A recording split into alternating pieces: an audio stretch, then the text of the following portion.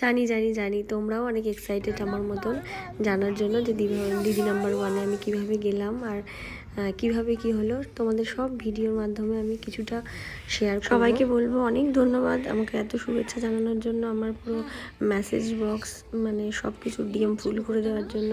যেদিনকে অডিশন দিয়েছিলাম ঠিক তার পরের দিন সন্ধ্যাবেলাতেই একবার ফোন করেছিল জি বাংলা থেকে, বলেছিল যে কাপল শো হবে।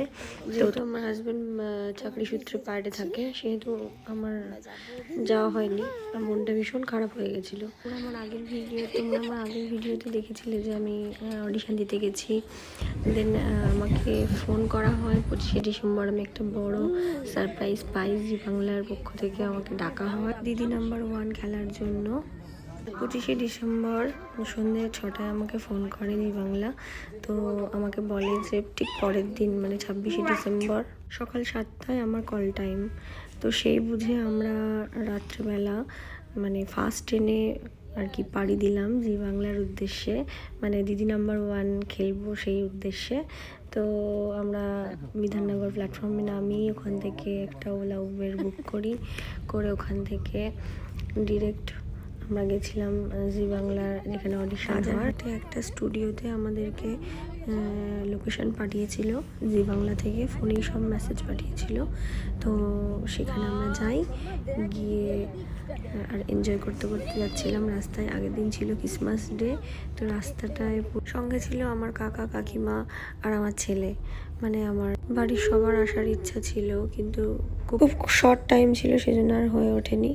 ডেকোরেশন করা ছিল, সাজানো ছিল, আর ওখানে একটা মেলাও হচ্ছিল সম্ভবত, কারণ আমরা খুব স্পিডেই গাড়িটা চালাচ্ছিল যেহেতু ফাঁকা রাস্তা ছিল। আর এই পর্যন্ত তো সব ঠিকঠাক ছিল। দেন আমার শুরু হয় বমি, মানে আমি প্রচণ্ড বমি করি, মানে আমি গাড়িতে উঠতে পারি না। ওলা বলো উবের বলো কোনো কিছুই আমি উঠতে পারি না, বাস কোনো কিছুতেই আমার উঠলেই বমি হয়। তো বমি করতে করতে যথারীতি আমার গলা ছিঁড়ে রক্ত বেরিয়ে যায়, এরকম একটা পরিস্থিতি। দেন সব কিছু ওভারকাম করে আমরা পৌঁছে যাই। তো এটা হচ্ছে জি বাংলার সেট আপ, যেখানে আর কি দিদি নাম্বার ওয়ান রান্নাঘর এইসব শ্যুট হয়। তো একটা মন্দির ছিল সামনে খুব সুন্দর, সেটা তখনও খোলা হয়নি। আর আমাদের বলেছিল 7টার মধ্যে কল টাইম ছিল, কিন্তু আমরা 6:30টার মধ্যেই ঢুকে গেছিলাম। এবার গিয়ে দেখলাম যে কিছু লোকজন রয়েছে, হাতে গোনা কিছু সংখ্যক মানুষ ওখানে ছিল যারা কিনা পরিষ্কার পরিচ্ছন্ন করছিল চারিদিকটা। তো আমরা যাওয়ার পরে আমাদের একটা ফর্ম দেয়, সেই ফর্মটা ফিল আপ করতে হয়, আর প্যান কার্ড আধার কার্ড এগুলো নেয়। ভিডিওটা অনেক লং হয়ে যাচ্ছে, রেখে দেয়। পরের ভিডিওতে শেয়ার করব যে আমরা দিদি নাম্বার ওয়ানে কী কী করলাম। তো তোমরা সেটা দেখতে হলে পরের ভিডিওটা ফলো রেখো।